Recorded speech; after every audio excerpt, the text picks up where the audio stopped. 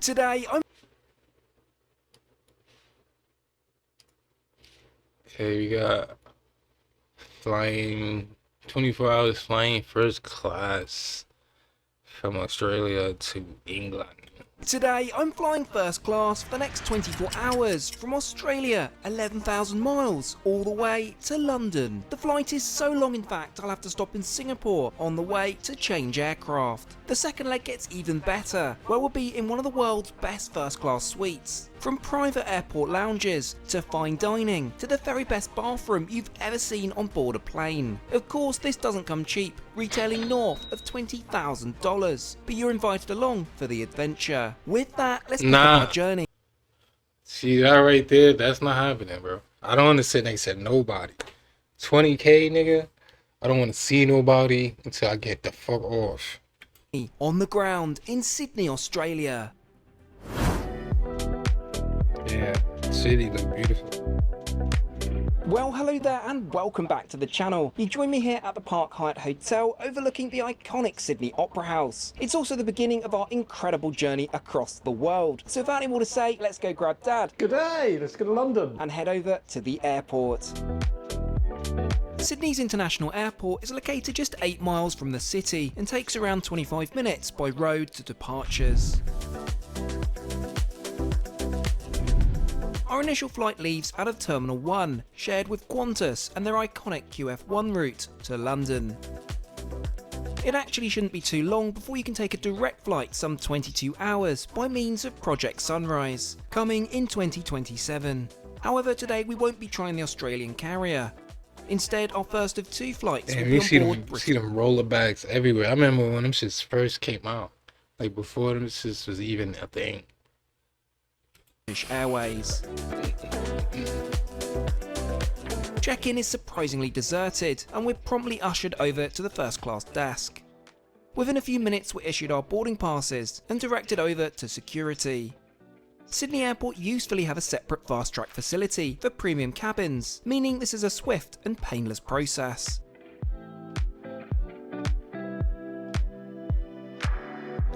After briefly getting distracted in duty free, let's head over to the lounge. BA invite their first class passengers to the Qantas lounge, something I'm thrilled about as it's a fantastic option here at SYD.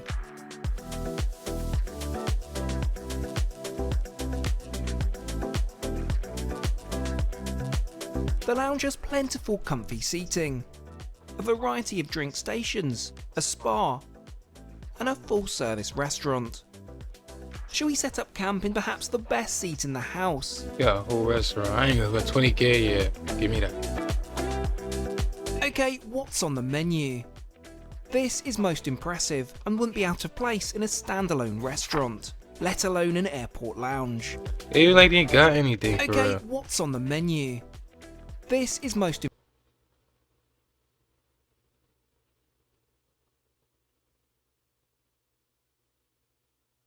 Got mad soup, salad, pork belly, squid. impressive Yeah, and wouldn't be out cheeseburger. of place in a standalone restaurant, regular shit. let alone an airport lounge. There's of course champagne on offer, which Dad gladly accepts, whilst I have a DC.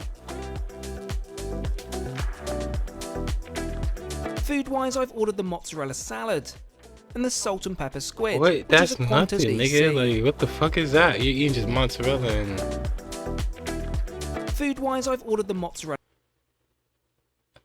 bro, that's just mozzarella and potato. I said potato, tomatoes.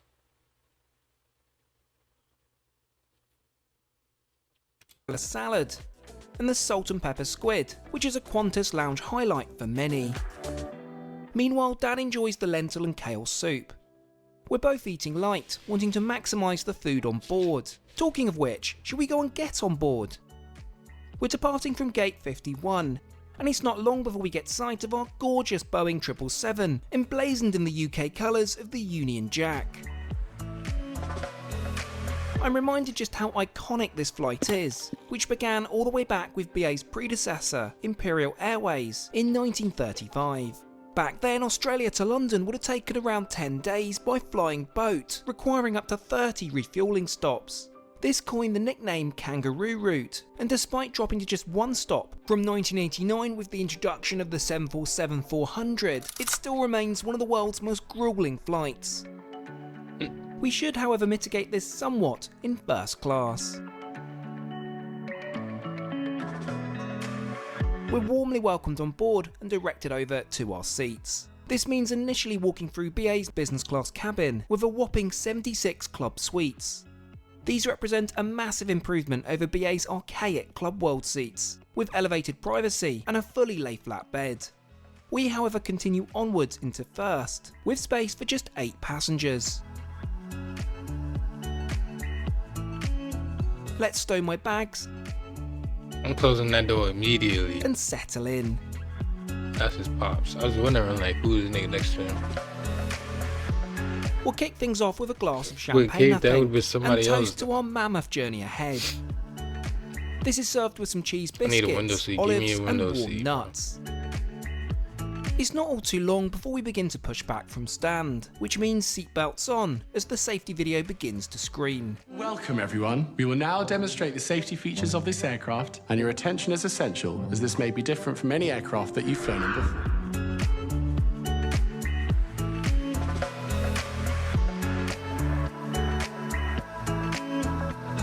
As we head up into the sky, what route are we taking? Well, we'll be flying some 4,000 miles over the next 8 hours, all the way to Singapore. As we reach our cruising altitude of Damn, bro, I'm 38,000 scared to fly, feet, bro. let's get my seatbelt off and take a proper look around the first cabin. As mentioned, there's a total of 8 first-class suites located at the very front of this Boeing 777 in a 1-to-1 configuration. This is BA's latest first suite, introduced in 2020, featuring fully closing doors. And yes, that's the Templey amenity kit we'll look at shortly. There's also a dimmable lamp for ambience, along with some unintuitive seat controls. Oh, and a 24-inch IFE screen. Anyhow, shall we take a look at the menu? BA offer a dine-on-demand concept, though I guess not today, as I'm encouraged to order for a mandated dinner service. Order placed, let's kick things off with a glass of 2015 rare champagne, which is punchy stuff at over $200 a bottle.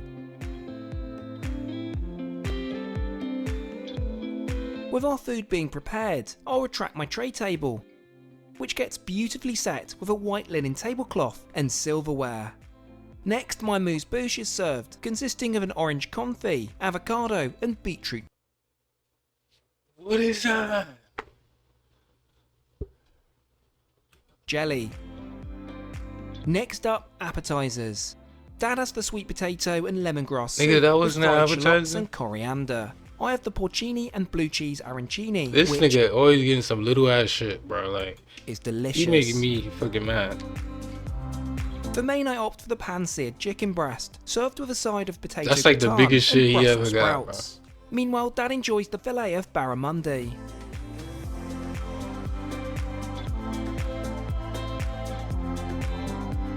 To finish, you bet I've ordered dessert. This is not a touch on the sundaes offered on American Airlines, unfortunately, and I'd have expected better in first. With dinner out of the way, I think we should find out what the bed is like. And whilst this is being turned down for me by the crew, shall we check out the bathroom? There is just one lavatory located in the forward galley of first class. Oh, that's... It's modern, Man. clean, and boasts Elemis hand soap and I guess. moisturiser. Talking of which, here's my provided pyjamas and amenity kit, which is among the most extensive in the sky, filled to the brim with Think about yet to more throw on Elemis pajamas, products. bro. Back at my suite, Oh. it's been beautifully turned down into a bed, complete with mattress topper, duvet and fluffy pillow. Oh, they gotta Needing do no it for you? invitation, let's hop in and get comfy. Should we get those Oh, you doors can shut raise then? that shit out. Okay. I'm aware it doesn't look much, but at least gives the illusion of privacy when in bed. Whilst Dad has a nap, I'm instead keen to check out the in-flight entertainment. BA offer a reasonable selection of Yeah, movies and PSV TV shit. shows. I mean, it's no Emirates Ice, but certainly has something for everyone.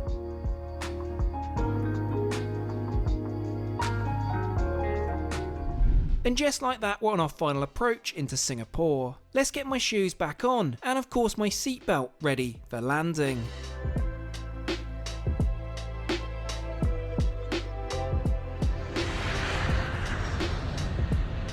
Welcome to Singapore. Now, we have a short layover here until our next first class flight in the morning, so rather than camp out in the terminal, I've decided to book us somewhere pretty special.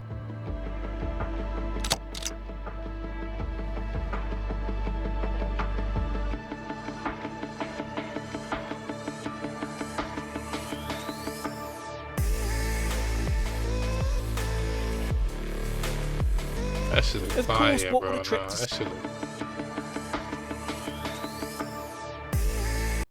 that shit look fire, bro.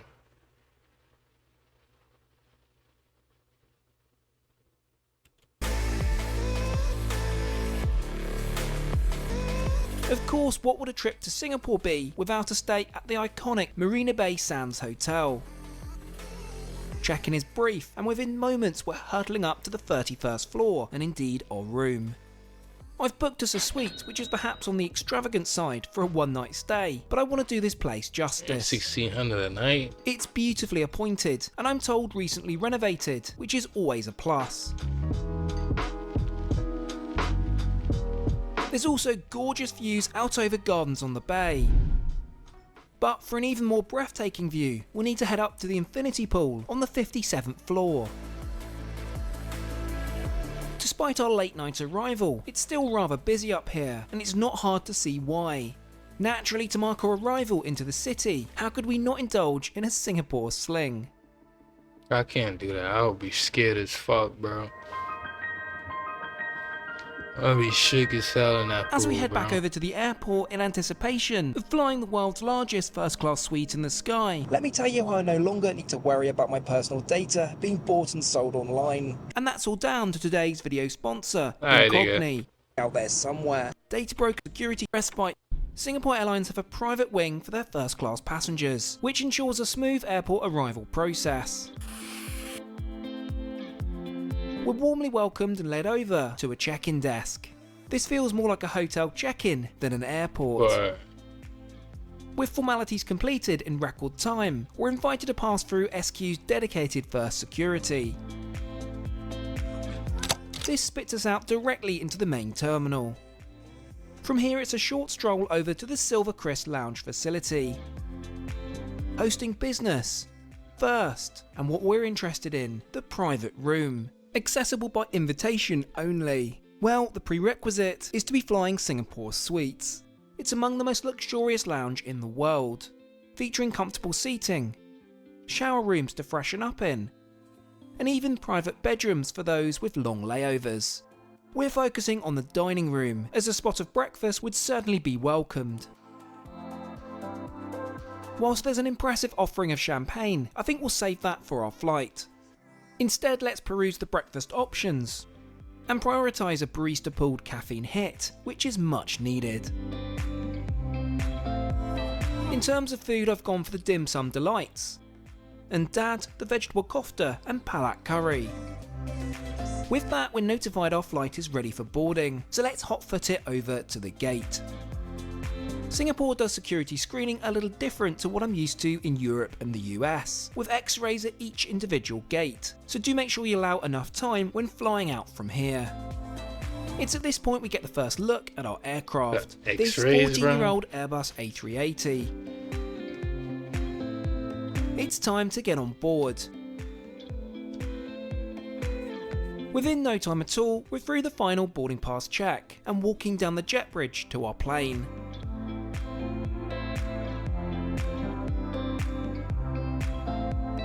A warm greeting awaits us from the beaming cabin crew.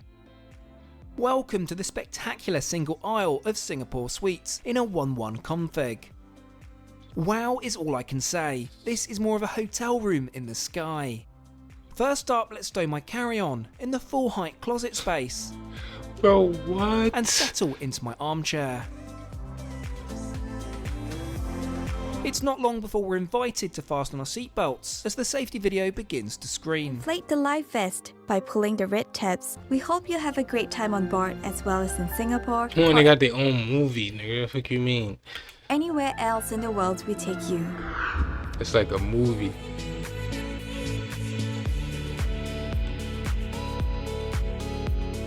In fact, nobody fucking with Singapore Airlines, bro. What? Singapore Airlines is what, nigga? So what's the plan? We'll be flying for the next 14 hours, some 7,000 miles, all the way across the world to London, England.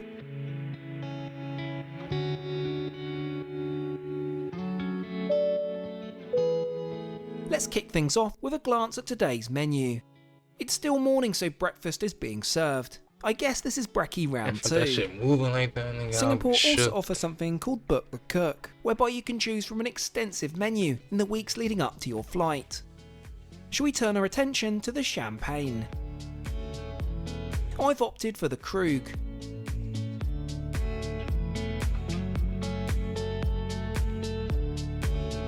Meanwhile, Dad goes for the Comté. Both are phenomenal. Right, I've had enough of staring at the wall, certainly one of the suite's shortcomings, thankfully remedied by a touch of a button. This positions the armchair in the dining setting, allowing for the tray table to extend in parallel. It would have been nice to face Dad whilst dining, but I guess that would also be too far away to have a proper conversation. Kicking off, we're served some warm pastries, along with a selection of fresh fruit. A tame start, but things are about to escalate.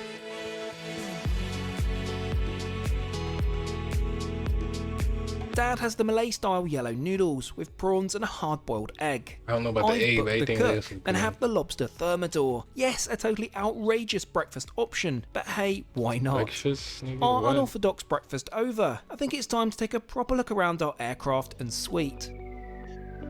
The Airbus A380 is home to a total of 471 passengers. Downstairs boasts 343 economy seats in a 343 configuration. Here you'll also find premium economy, which feature wider seats with more legroom. As for business and first, this is all located on the upper deck. Here you'll find 78 business class seats, each It's of like which a fold fully fucking flat into a bed yacht. when desired. In the air. Finally, we get to the main event, our suites, of which there are just 6.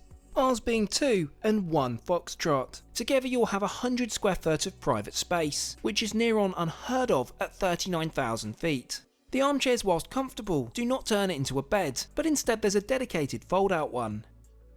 Your in-suite controls are all Come housed within on. this detachable tablet, situated next to a vanity mirror and your Bang & Olufsen headphones. In terms of IFE, there's a small TV where we watch the safety video, but there's also a huge motorised 32-inch display. Yeah, I'll show you what I mean. 32-inch. That's bigger than my monitors, nigga. What? And you could adjust it. The IFE remote is hidden within your armchair, and whilst not the most modern of controls, it's responsive enough in selecting our movie of choice. Okay, let's Some get of my those bad B&O boys. headphones out, plug them in, and watch a movie.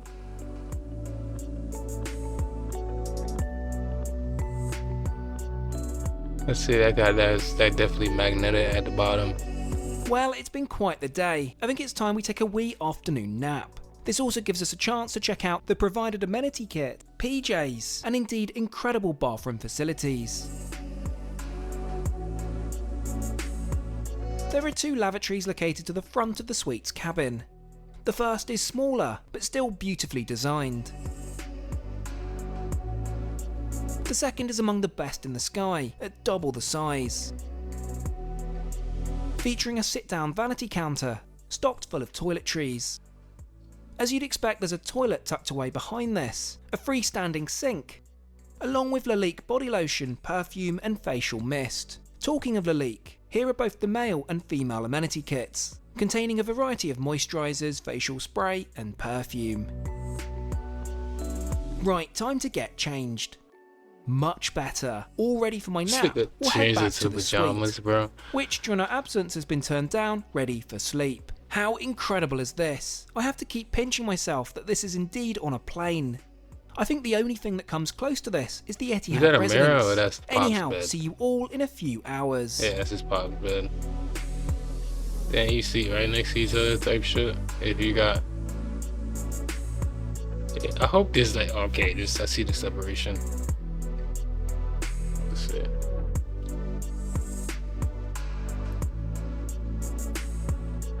Yeah, I slept automated really well. windows, bro. These 14-plus-hour flights are always a strange one, as even after a nap, we still have plenty of time for a second meal service.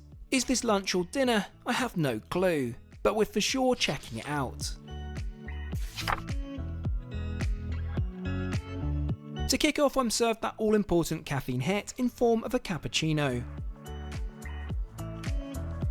Within a few minutes, the crew invite me to take my seat, as my food is about to be served.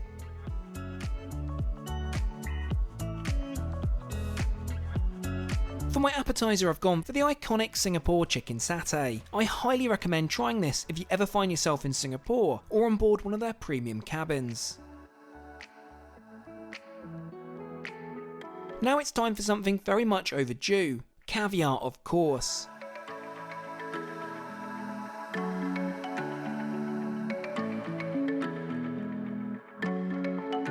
Dad in fact ups the ante a little on this, by opting for a shot of vodka with his caviar. For main, we've both booked the cook. I go for the Angus beef burger, which seems to be at quite an odd proportion. Anyhow, it still tastes wonderful. Meanwhile, Dad has the seared salmon. Cheese not even melted. Now, of course, with dessert on offer, who am I to say no? And I've chosen the moist bitter chocolate tart, which is utterly divine. With dinner out of the way, it seems I've lost track of our progress, and we're nearing our descent into London Heathrow. Best get changed out of these PJs.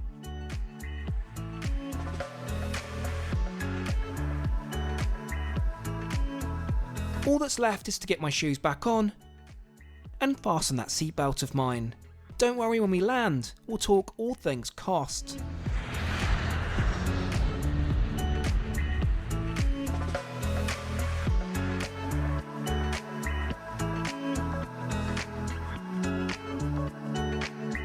Welcome to London. What a journey. But we still have one more thing to discuss. The price. Of course, flying 2 people first class across the globe is never going to be cheap. Shit was like Let's 30 break it down down. per person per flight. 30 down. The first British Airways flight from Sydney to Singapore was $3,200 each. The second flight on Singapore Airlines to London was $8,800 each, bringing the total cost of this adventure for the two of us to an eye-watering $24,300. 24,000. Anyway, thank you so much for watching, and I'll catch you all again next time. That's still a lot of fucking money, bro. For fucking helicopter. That's a helicopter. For fucking 24K for a trip from Sydney to London in first class. I think it's for one nigga, right? Today, I just got This is one ass nigga.